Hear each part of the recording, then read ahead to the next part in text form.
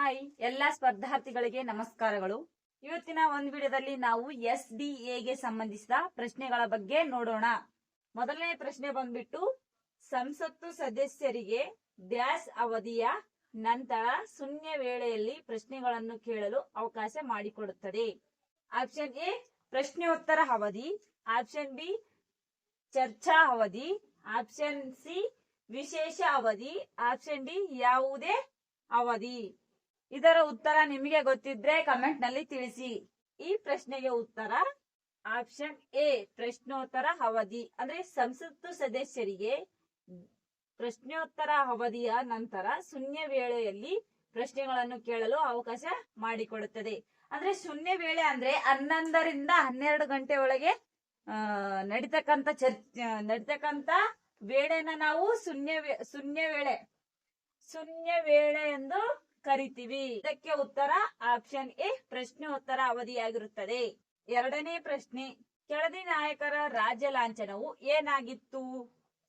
Option A ಆನೆ, option B ಸಿಂಹ, option C ಗಂಡ ಬೇರುಂಡ, option D Varaha.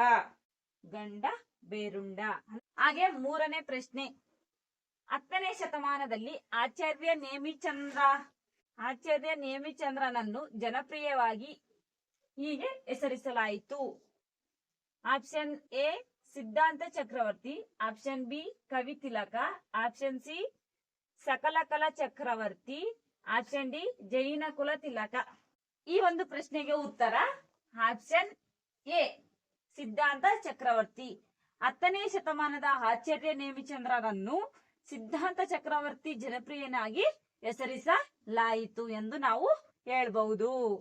ನಾಲ್ಕನೇ ಪ್ರಶ್ನೆ ಬಂದ್ಬಿಟ್ಟು, 11ನೇ ಶತಮಾನದಲ್ಲಿ ಬಿಲ್ಹಣ ರಚಿಸಿದ ಕೃತಿ ಯಾವುದು? Option A Rajatarangini, option B Mitakshara Samhita, option C Vikramanka Devacharita, option D Kaumudi Mahotsava. 11ನೇ ಶತಮಾನದಲ್ಲಿ ಬಿಲ್ಹಣ ರಚಿಸಿದ ಕೃತಿ ವಿಕ್ರಮಾಂಕ ದೇವಚರಿತ. ಇವನು ಬಿಲ್ಹಣನು 11ನೇ ಶತಮಾನದಲ್ಲಿ ವಿಕ್ರಮಾದೇವ ಚರಿತವನ್ನು ರಚಿಸಿರುತ್ತಾನೆ. ಹಾಗೆಯೇ 12ನೇ ಶತಮಾನದಲ್ಲಿ ಯಾವ ಕೃತಿಯನ್ನು ರಚಿಸಿದನಪ್ಪ ಅಂತಂದ್ರೆ ರಾಜತರಂಗಿಣಿ 12ನೇ ಶತಮಾನದಲ್ಲಿ ರಚಿಸಿರುತ್ತಾರೆ.